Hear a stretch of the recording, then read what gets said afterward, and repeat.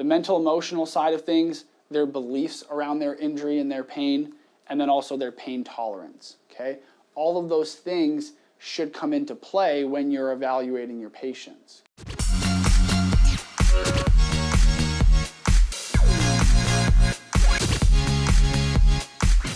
Not all of the things, but this is a collection of things that are going to impact this repair process and be involved in the active healing process, okay? Things like our tissue and our cell health, our mitochondria, the Golgi apparatus, cell membranes, things like that.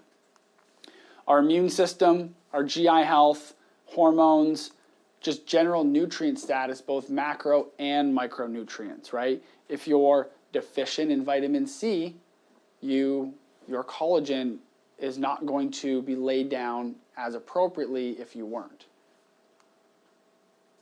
These three, I think, get commonly overlooked in our healing aspect, and I think play a huge, huge role in the suffering of patients.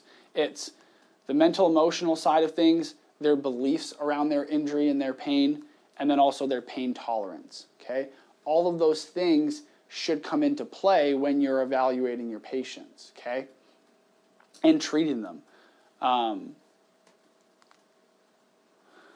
So there are some places, people, docs out there who take an all or nothing approach with this, where they say, oh, if you have low testosterone, you're not going to heal. Or you don't believe you're going to heal, therefore you're not going to heal. And it's this extreme absolute that I don't think actually plays out clinically. Yes, they're important, and yes, they factor in. However, patients can still heal, it's just not as well, okay? And so in reality, what we see is that when we have issues with our body and the healing ability, we're going to have a decrease in the repair process, a decrease in our healing, and then therefore potential for chronic issues, okay? But I don't want you guys to walk away from this thinking that, oh, if my patient has low testosterone, I should not do a prolotherapy injection because they are not going to heal. Or what's more common is patients who are smokers. Oh, if a patient smokes, don't even do it. They're not even going to heal. Don't do a prolotherapy treatment. And I understand where that's coming from, but to some degree I disagree, because the patient is still going to heal, but it might only be 10% of what they could heal.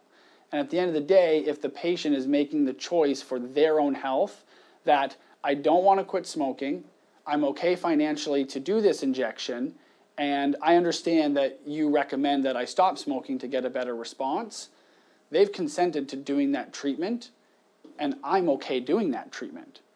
I'm not okay doing the treatment if they walked in and I didn't talk to them about smoking. I didn't tell them you're likely not going to have as positive a response. It might take us 4 or 5 times more injections to get the response we need because of X, Y, and Z. I wouldn't feel good doing the injection then, but if I talk to them about the comorbidities, what we know from the research, why they might not have as good of a response, then I feel that it's okay to proceed with that, because if it's either, the way I think of it is, they're either going to go to somebody else and get it done, which I can't control. I can control the quality of my injections. I can't control the quality of somebody else's injections. Or they're not going to get anything done and they're just going to continue to suffer in pain. And so that's kind of how I frame that up.